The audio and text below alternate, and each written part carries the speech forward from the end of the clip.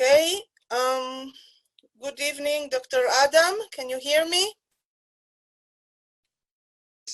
Yes. Yes, thank you. So I think we can begin. Shalom to all of our Hebrew University family who are joining us from across the world. We're so happy that you could join us. One of the positive side effects of this corona crisis has been its impact on our environment. It's almost like we have allowed Mother Nature to pause and take a deep breath. Today's webinar will take a look at climate science during the time of corona. Our speaker is Dr. Ori Adam, a senior lecturer at the Fredy and Nadine Herrmann Institute of Earth Sciences and the academic head of the New Climate Science Center at the Hebrew University of Jerusalem. An expert in climate modeling through fundamental science, Ori studies the interaction between the atmosphere and the oceans. His research focuses on the tropical rain belt, cloud-ocean-atmosphere coupling, and the dynamic of Earth's climate. Dr. Adam will speak for about half an hour, and then we will open the webinar to questions from you, our friends around the world. If you have questions that come up during the course of the lecture, you're invited to write them in the question and answer box. If you have a question at the end of the lecture, please click on the digital hand at the bottom of your screen. We will try to get to as many of your questions as we can. Please welcome Dr. Ori Adam. Hi, shalom everybody. So I guess I'm gonna share my screen with the presentation. Okay.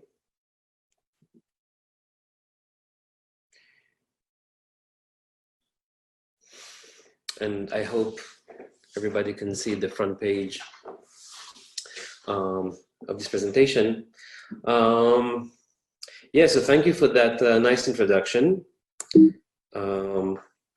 I thought I might introduce myself as well, but I guess that seems kind of necessary. So anyways, in my group, we study climate dynamics, but mostly tropical climate dynamics, and the kind of climate science that I do involves mixing together both observation and analysis, studying the equations of motion of the ocean and the atmosphere, what is called geophysical fluid dynamics, and also climate modeling.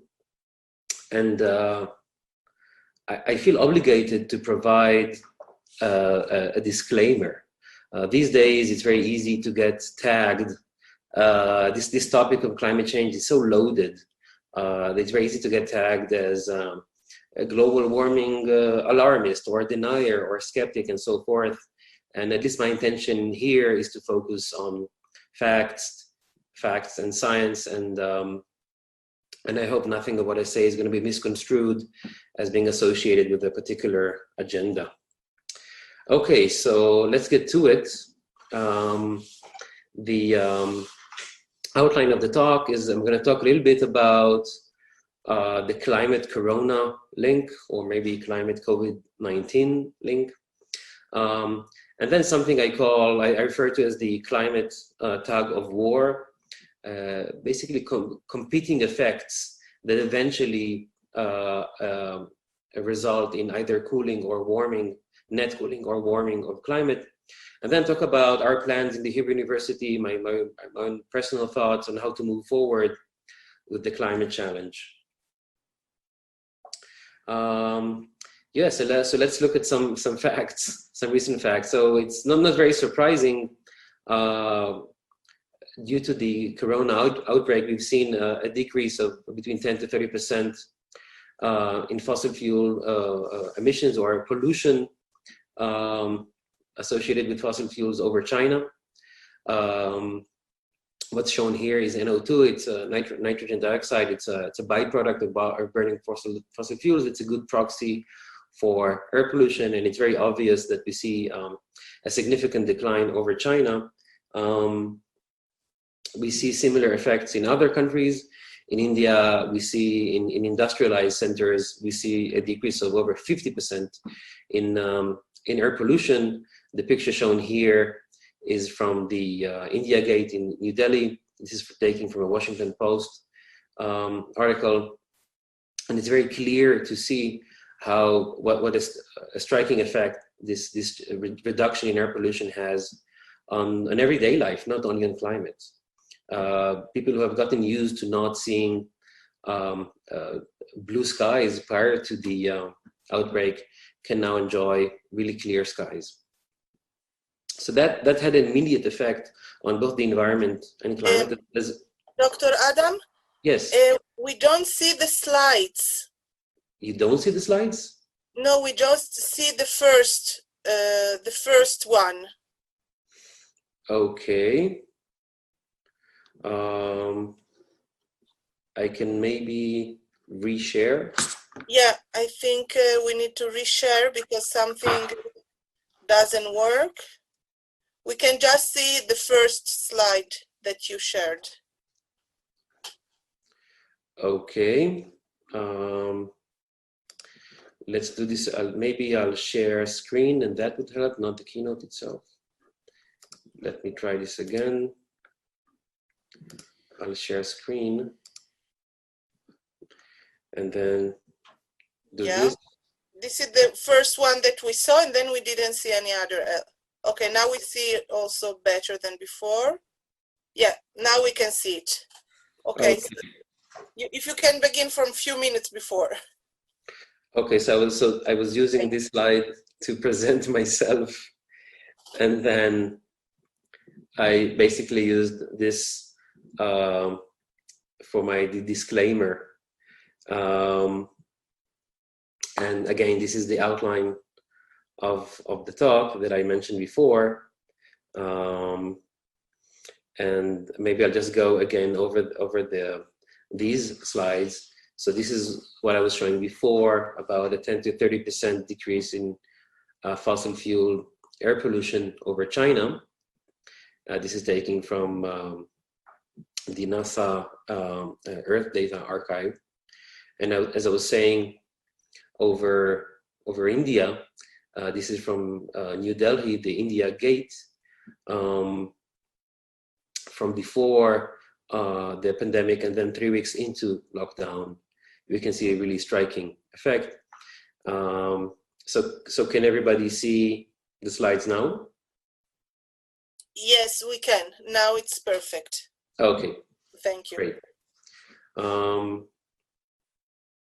So an important aspect of this clearing of the skies is not just the reduction in pollution associated with the burning of fossil fuels. It's the reduction in transportation. There is a lot of additional influence of the fact that we move, we create friction with the earth, and we raise dust. And so in industrialized regions, some of what we call pollution is essentially just dust that is associated with a lot of motion, a lot of dust that is being brought into the air when cars or vehicles and humans just in general are in motion. So that's another important aspect that is not related to fossil fuel emissions. Okay, so as of now, there are about 4.3 million cases confirmed globally. This is from the Johns Hopkins website. And so we're beginning to have sufficient information to do actual statistical studies and study the properties of this epidemic and maybe its relation to climate. There have been some early studies, but these have not been peer reviewed as of yet, and most of them were not based on sufficient data. We're only just beginning to see enough data for the results of these analyses to be significant. And we see a pretty impressive global distribution. But the data also provides, for example, in the US, where we believe we have high quality data, we can see really high resolution of the geographic distribution. And we can see a lot of geographic variability. And so, for example, we see that in the West Coast of the US, transmission rates are much lower than in the East Coast, especially over New York. And that could be related to climate. So there might be an effect of climate on corona, not just the effect of corona on climate. It probably goes both ways. An article that came out just 2 days ago in the New York Times have shown that the statistical models that try to predict the change in the transmission rate or death rate in corona, these models by different centers are beginning to converge, and that is again due to the increased amount of data. And so far, I think I tried to gather the robust results. So we see a 2% decrease in transmission rates per 1 degree Celsius of temperature increase. So as the climate gets warmer, there are less transmissions. The transmissions decrease also in humid conditions.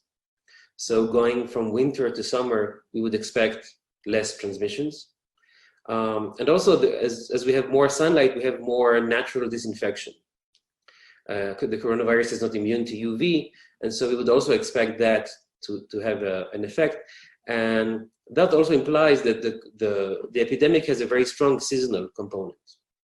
And maybe even the decrease that we've seen since mid-April in the US is mostly driven by seasonal effects, not necessarily lockdowns. And that is something that definitely needs to be looked at more closely. So how about the long-term effects of the epidemic? Will there be long-term effects? We can try and examine past epidemics. So for example, I took some data from air travel, and we can see the reduction in flights of airlines in Asia following the eruption of past epidemics. And when you look at that beginning from, when you look at it as months post the outbreak, we see that it takes something between half a year to a year to go back to normal rates of travel. And I'm assuming we would expect something similar, which again implies a very strong seasonal component. And again also implies that things are, at least in terms of transportation and opening up all of the economy, that would take something between half a year to a year, at least according to past epidemics. But how about longer term effects? Because it's reasonable to assume that the economic impact of corona is going to be longer than a season. And a paper that came out in 2015 in Nature Communications had two interesting results that I summarized here. This paper tried to analyze the different contributions, the different aspects of the economy, of, for example, consumption volume, the improvement in technology of green technology, and so forth. So this paper tried to analyze the different contributions to the change in emissions of fossil fuels. So the two outstanding results of this paper were that first, emissions scale with population. So long as we will have population growth, we will have more emissions, and therefore we expect to have more warming unless we do something different. It's somewhat to be expected, but it's a robust result. But then they show that post 2007, which was the beginning of the recession following 2007, we saw reductions in emissions. And some people have associated these reductions with policy and better green technology, and really a paradigm shift in the way we think about climate and the way we consume and so forth. The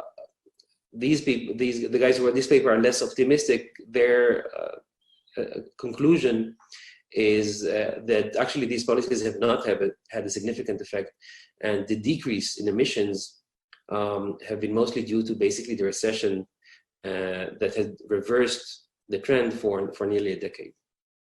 So it might be that the corona epidemic will have a long-lasting effect on emissions and therefore on climate. I'm not saying whether that's a good thing or a bad thing, but it's definitely possible. So like other natural events, we're seeing a very strong perturbation on the climate system. And whenever we see a perturbation on a system, we can use that perturbation, that change from normal conditions, to learn about that system. And so, for example, a nice example from, well, not just a positive perturbation, but in any case, condensation trails, what is also known as contrails from jet aircrafts,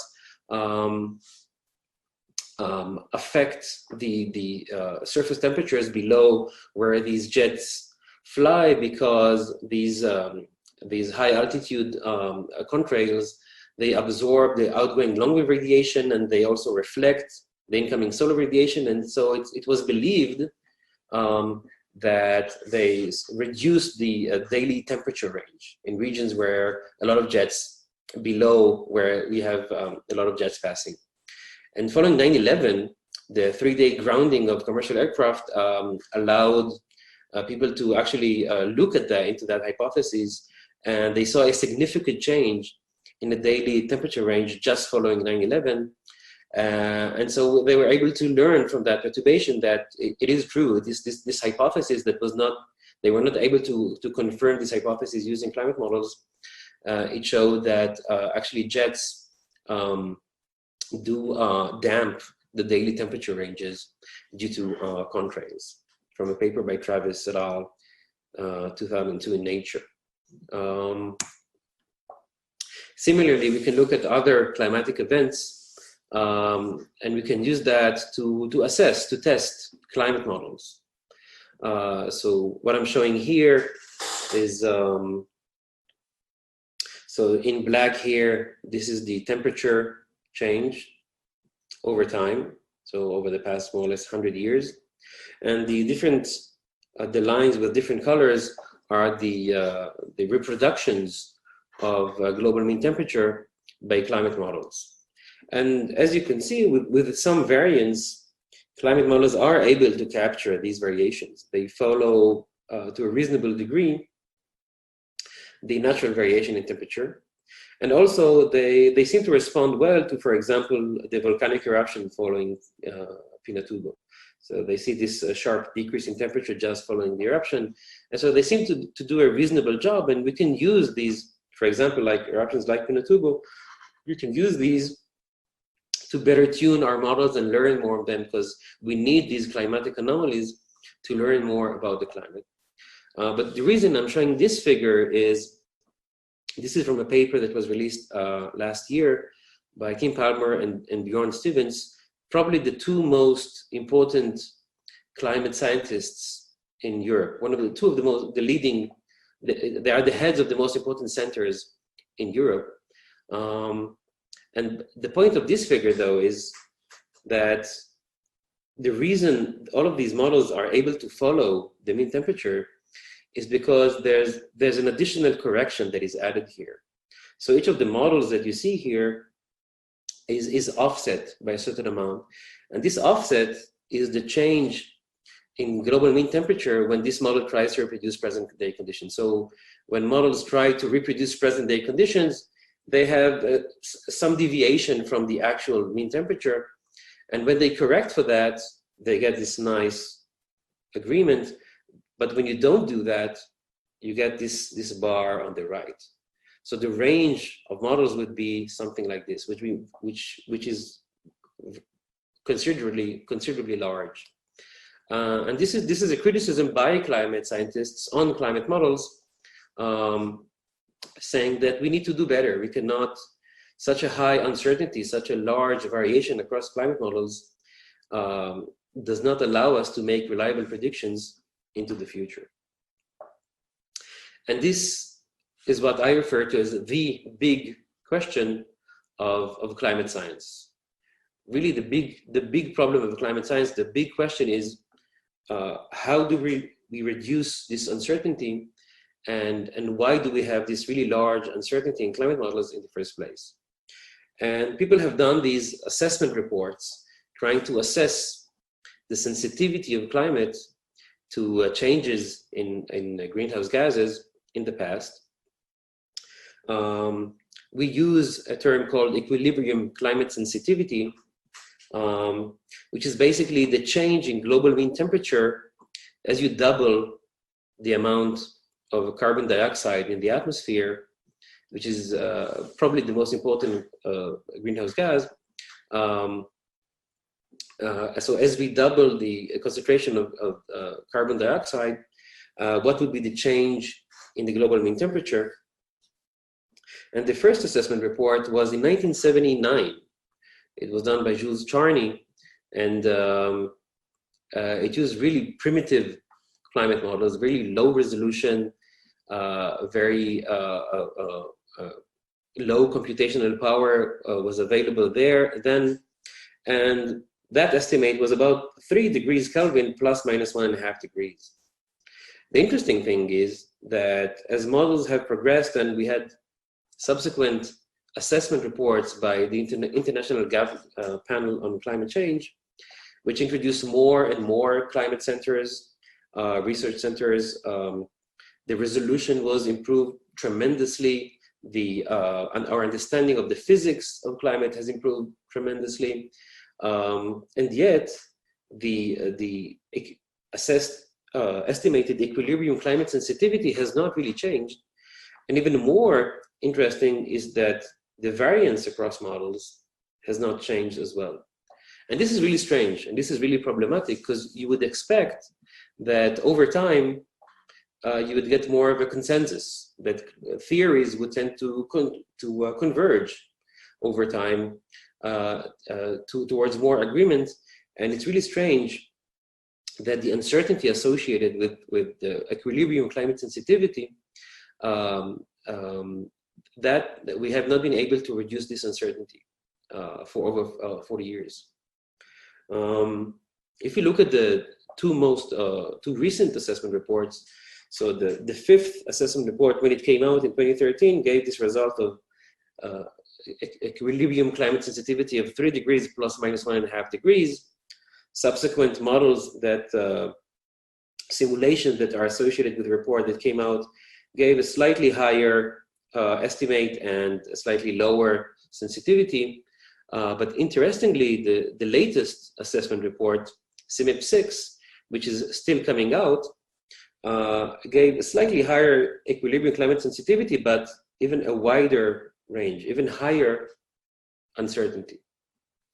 And again, this is really strange. You would expect the error bar to decrease over time, not increase.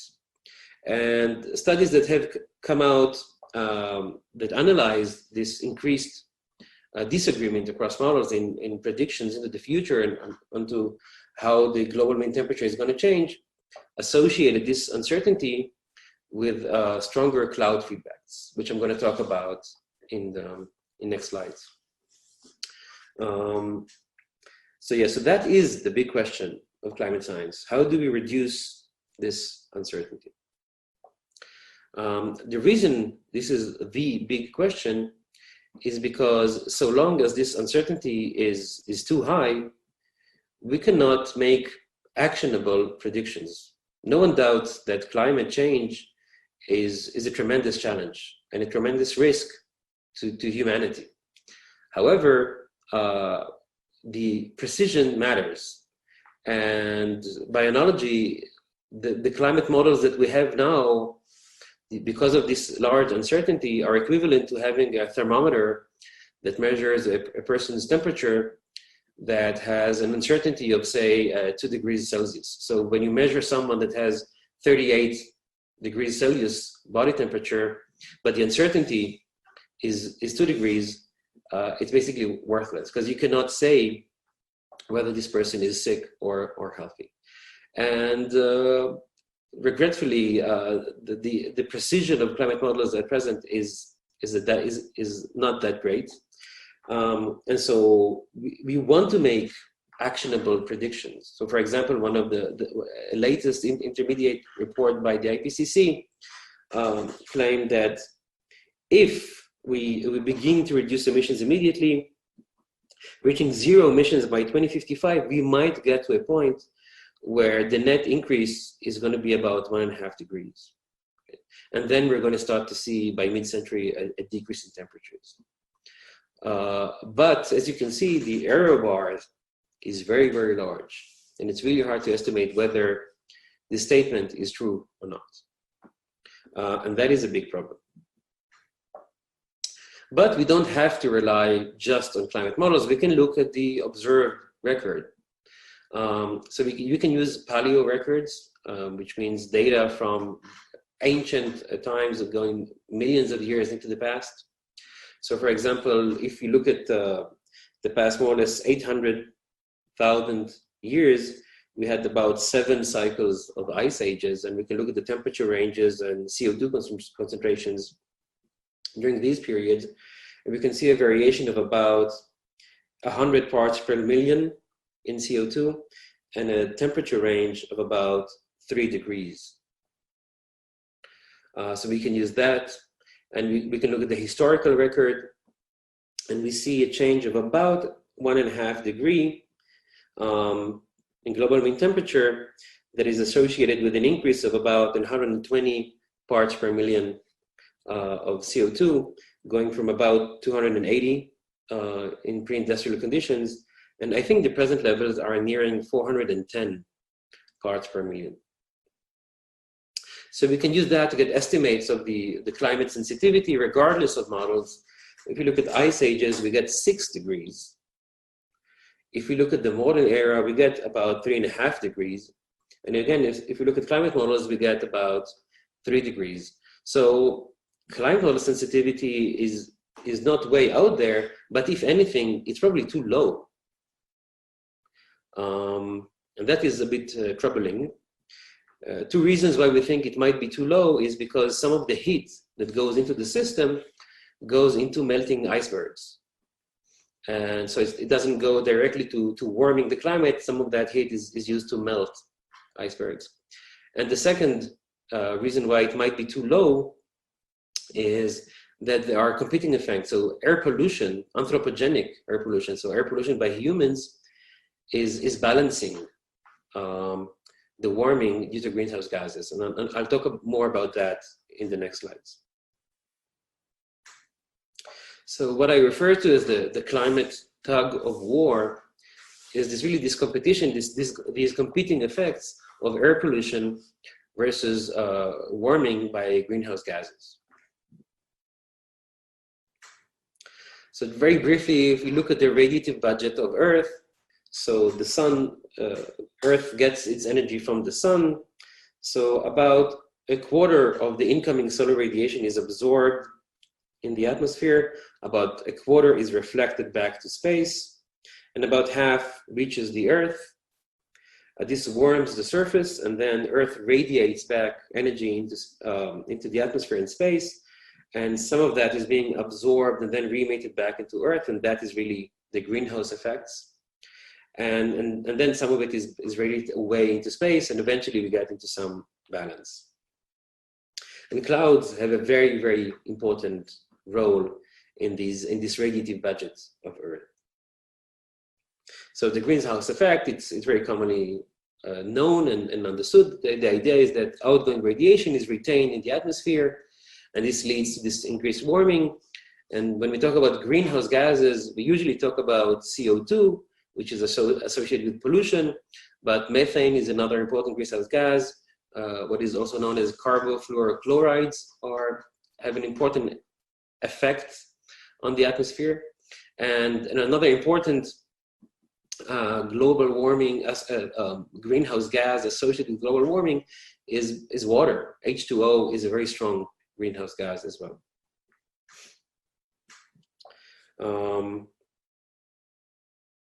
Okay, and then there's the effect of clouds, but to understand the effect of clouds, we need to understand the effect of aerosols. So aerosols are these airborne tiny particles that can be due to sea salt, dust, smoke from natural fires or from the burning of coal, and fossil fuel emissions associated with pollution.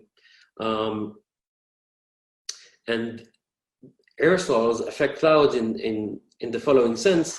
So they form, these tiny particles form the nuclei on which cloud droplets form.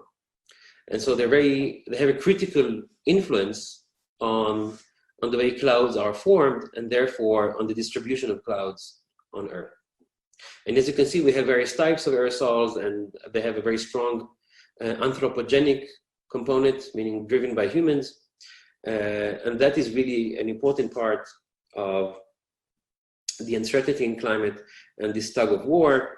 So clouds, they also have warming effects, but I'm going to focus here on the cooling effects of aerosols.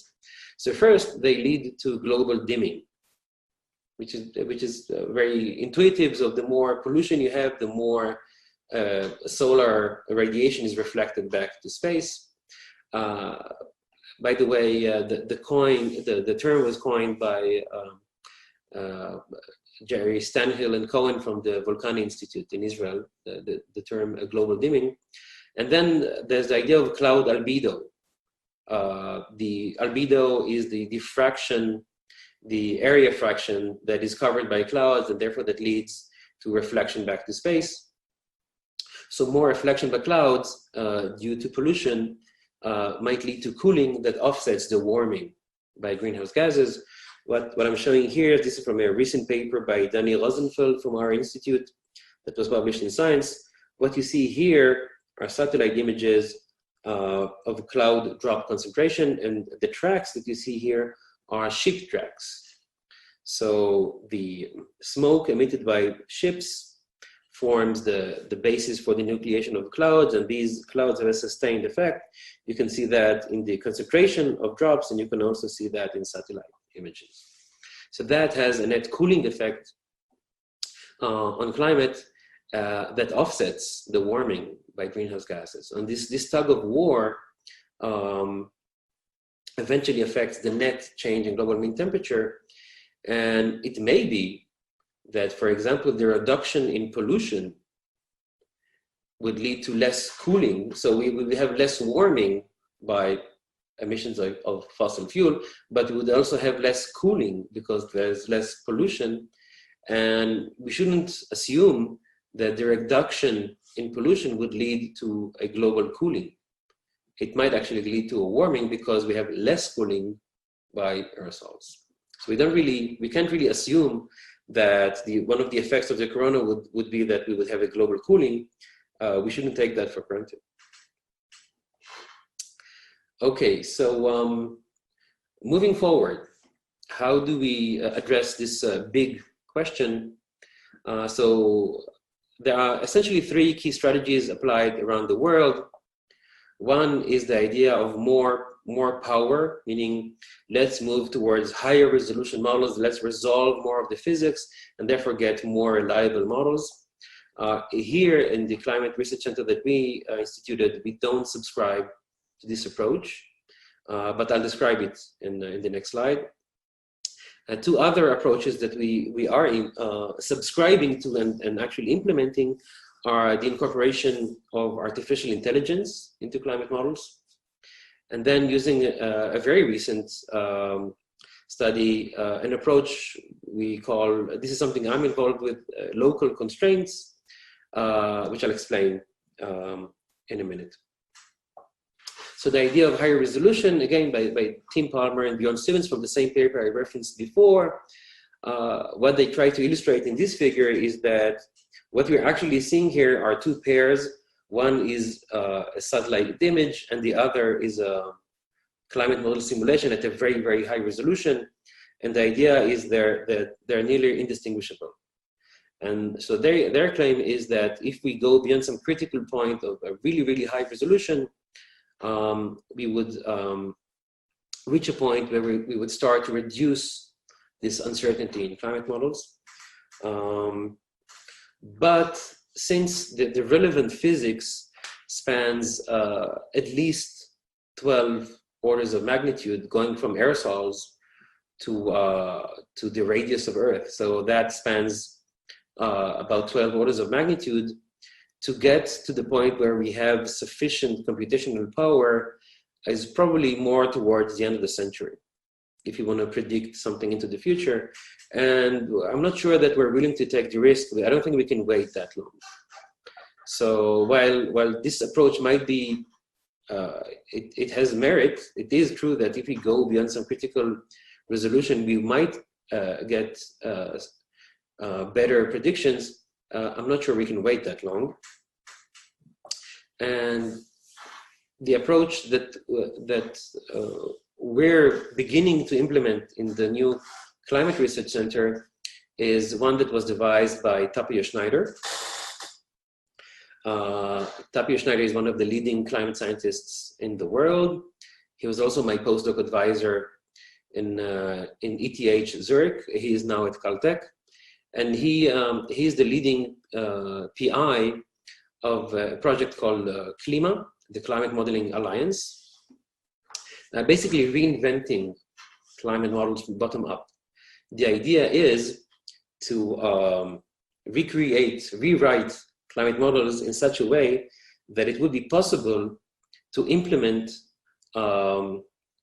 contributions from artificial intelligence, basically a hybrid model that lets the known physics, the equations that we trust, give us whatever they can, but then the unknown physics being discovered or getting contributions from artificial intelligence, basically giving the system all of the information that we can, and let artificial intelligence come up with solutions on how to describe this unresolved physics in climate models, and maybe break this barrier of uncertainty.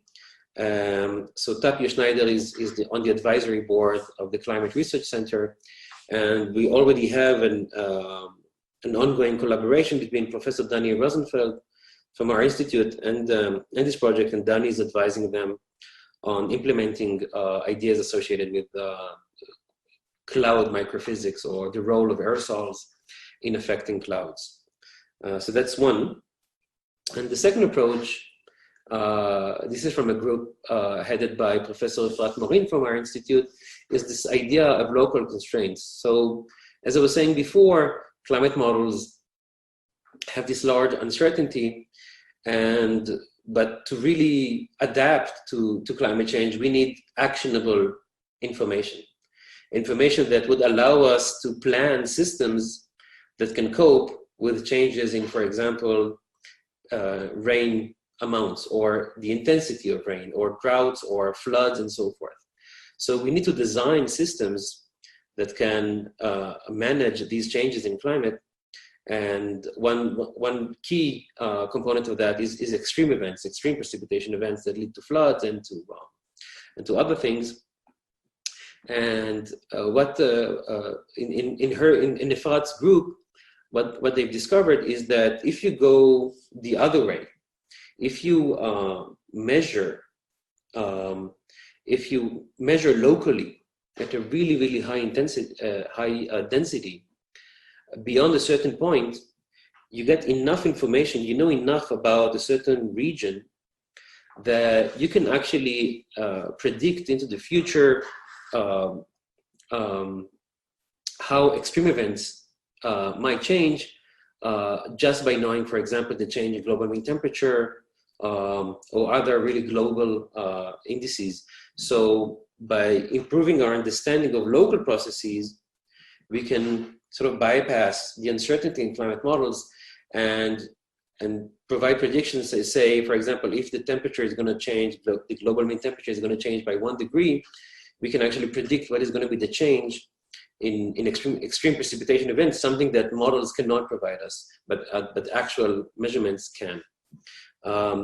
So a combination of this theoretical approach that would allow us to improve climate models, but then this really practical approach of local constraints, I think, is the right strategy to both handle the impacts of climate change, and also to understand the drivers of these impacts. And that's the approach that we're implementing in the Climate Research Center. And then just a few words to end this talk is again about impacts. So we're used to, and these are my 2 cents on the matter. So when we talk about climate, we usually talk in terms of what's going to happen at the end of the century, what we're going to leave to our kids, posterity, and so forth. We talk about long-term effects. However, as I've shown you, reducing air pollution doesn't affect just climate change. It also has immediate effects. Like we can have clearer skies next week. We can have cleaner water next week, and so forth. And when we talk about climate change and we talk about what might affect climate change, we don't just have to think about posterity. We can also think about now and how we can make things better next week. That's it. I'll be happy to take questions. Thank you very much. Thank you for your very interesting lectures. We have already 2 questions from our digital hands. I will allow to talk Joseph Oscar.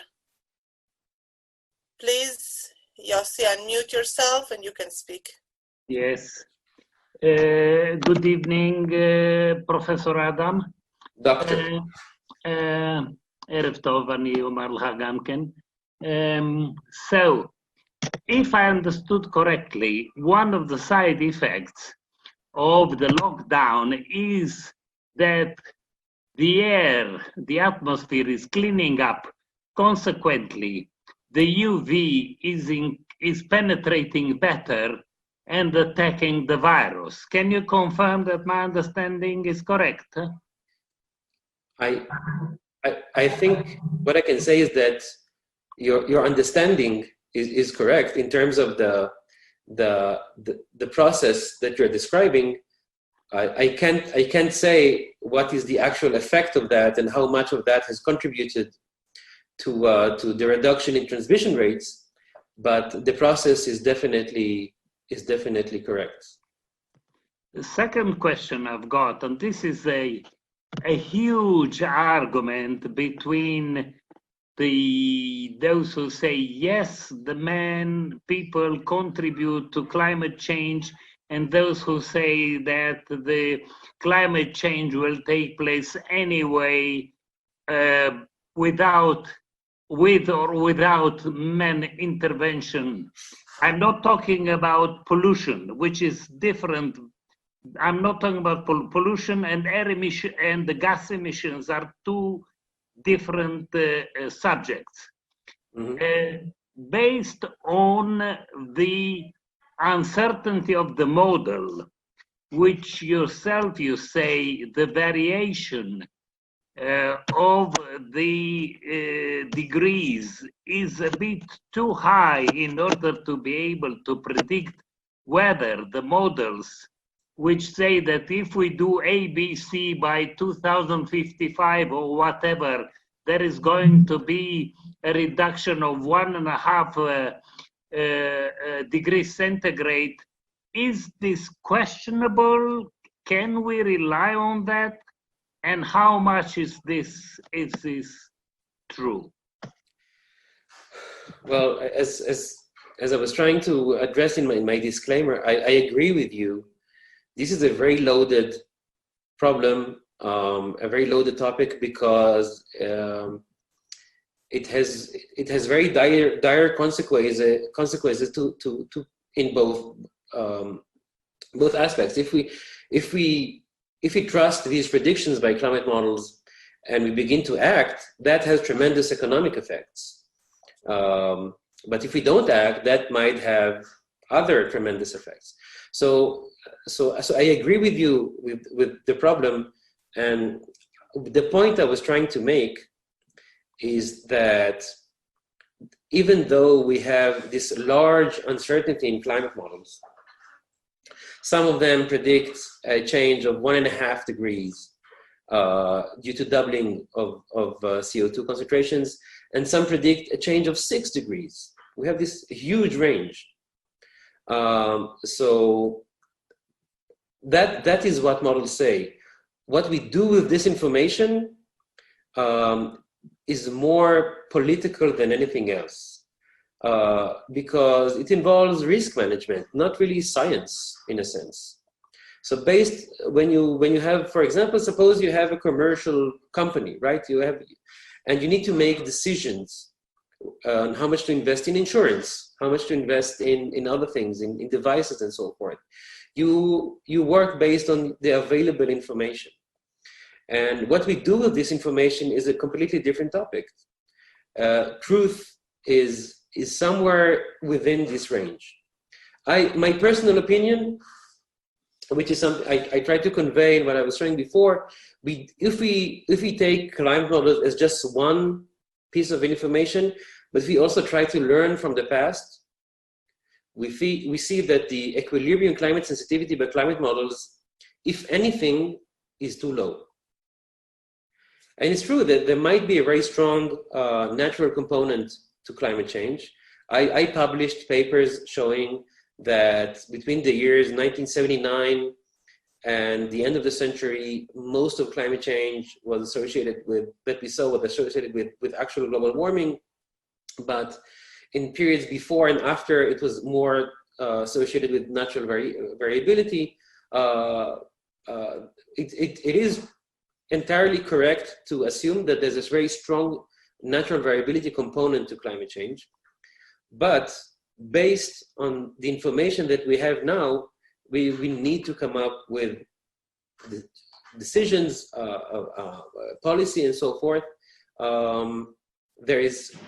I don't think we can speak in terms of whether something is true or not. We have a range of possible futures, and we need to decide upon based on that available information. But again, as you were saying, the uncertainty is at present is too high to bring us to the point that we feel obliged to act now, and that is one of the difficulties with predictions by climate models. The last question I have, to my understanding, climate science, I mean human climate science, is at best about 2 centuries old, let's say. But is this enough in order to be able to read what the Earth is telling us? You could say that climate science is a young science. It's not as old as biology, chemistry, but you could also think of climate science as an extension of physics, as an extension of chemistry, an extension maybe even of biology. So in that sense, it's not that old. The concept of climate models, I would definitely agree, is very new.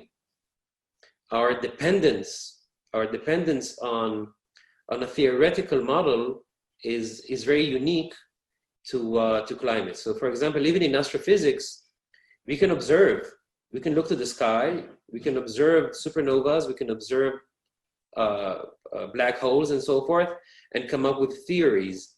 But we only have one climate. For us to learn about climate variability, climate change, climate dynamics, we are really, really dependent on climate models.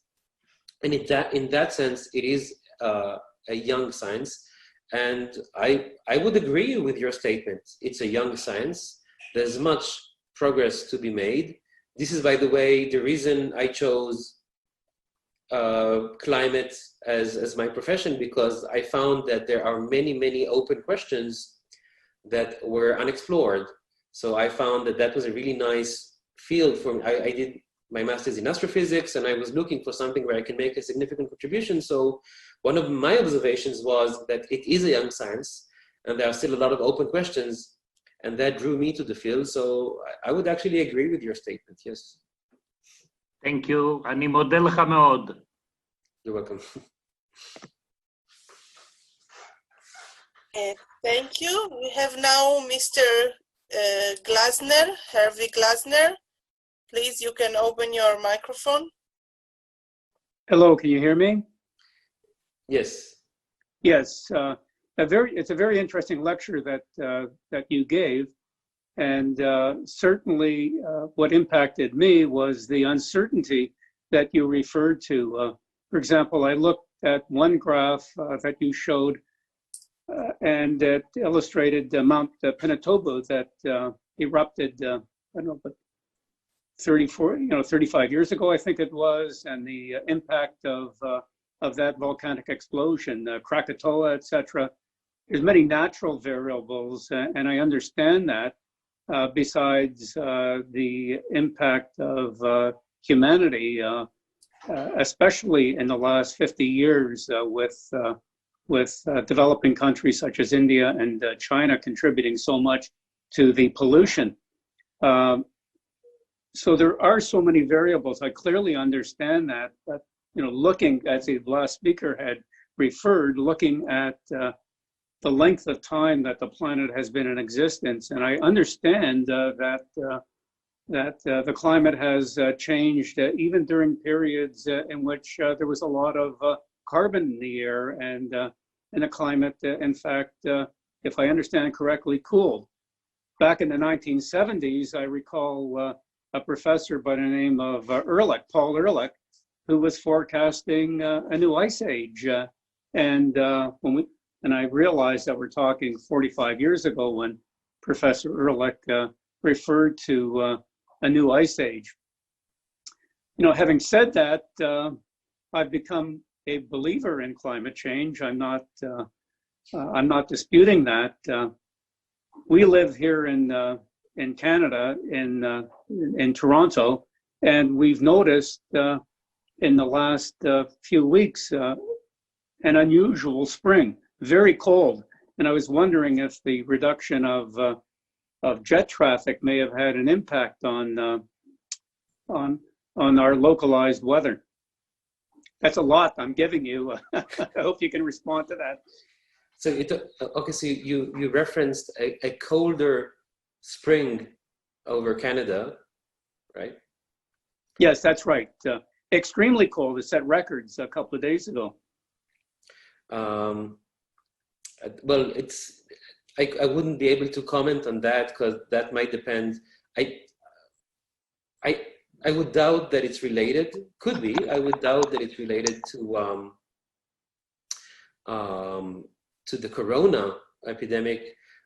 These cold outbreaks, I don't know about spring though, are associated with stratospheric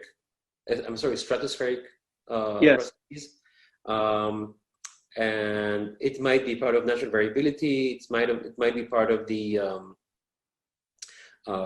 so-called an extension of the polar amplification, the fact that the poles are warming faster than the lower latitudes, and this reduces the temperature gradient between the poles and the equator, and that changes the dynamics in polar regions, and that allows for cold outbreaks that enter into the continent. That could be part of that. I won't be able to comment on that. I'm very familiar with what you were saying before about that there was prior to the late 70s, there was a very extended cooling period beginning with the late 40s, I think, on to the mid 70s. There was a 30-year span of mean cooling. And it's true, people have suggested that might lead to a new ice age. At least in geological times, we are at that point where the interglacial phase is nearing its end. We also know, for example, that 6,000 years ago, data suggests that we actually had even warmer conditions than today, even though CO2 levels were different. There's a lot of natural variability, and that is part of the problem. So I would stipulate these observations in two ways. I'm talking about the observations of natural variability versus anthropogenic effects. And one is that climate change is very dependent on the base state. So I don't think there is much to learn from, for example, the climate of 60 million years ago. It doesn't teach us a lot about the sensitivity of the present climate. Maybe if you look at the 20,000 years ago from the last glacial maximum and today, we might learn something, but I'm not sure that really early times have a lot to tell us.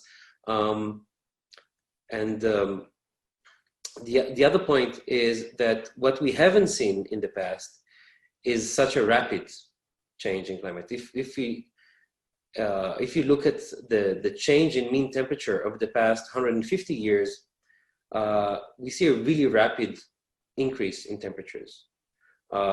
Sure, we get these periods of decreasing temperatures and then increasing, but if you look over the span of 100 or 150 years, you do see a net increasing trend, and the rate of change of temperature is actually quite fast if you look at past climates, and that is something that we haven't seen. Maybe we're not also able to accurately resolve these type of changes, but that's a very unique event, such a sharp increase in temperature, and it's really hard to explain this sharp increase in temperature using processes that are not associated with emission of greenhouse gases. So these are my 2 cents on the topic, but I basically agree with your statement. Is there anything, Professor, that we can learn from Venus?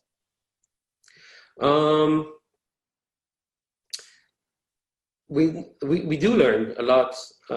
Venus is an interesting example. It has the atmospheric circulation in Venus has some similarities with Earth, and as I was saying before, we depend on climate models to understand climate because we don't have another system.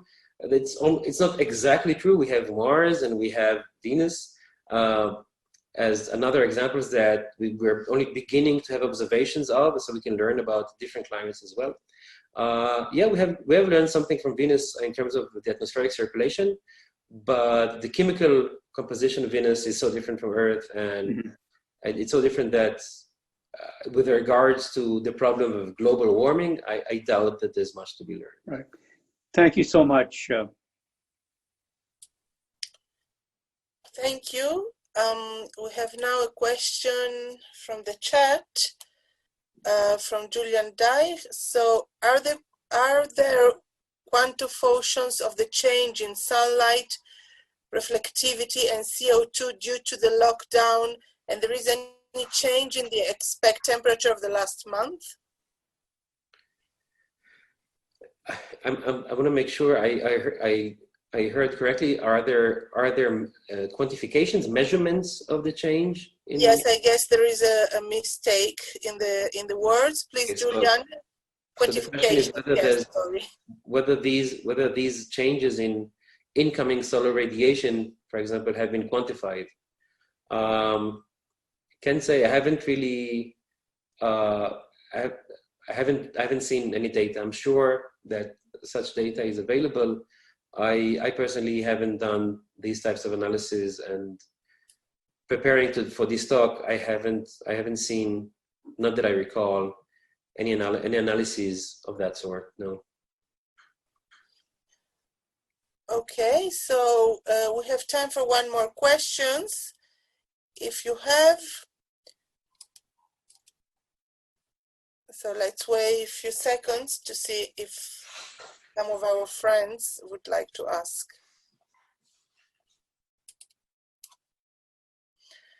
Okay, we have a question from Ram Amar. He's saying NASA Vital Signs website has information regarding solar radiation decreasing in the past few decades.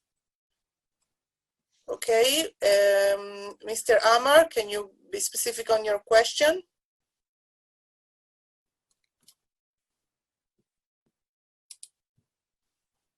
Okay, so maybe there was no question.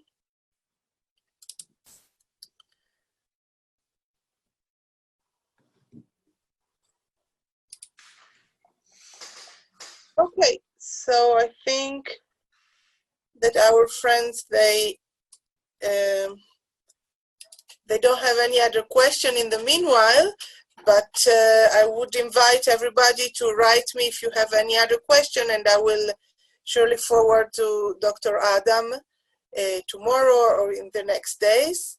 So thank you everybody again for being with us in this very interesting lecture. Thank you, Dr. Adam, for your lecture, and hope to see you in the next webinar. Thank you to all. Thank you for listening.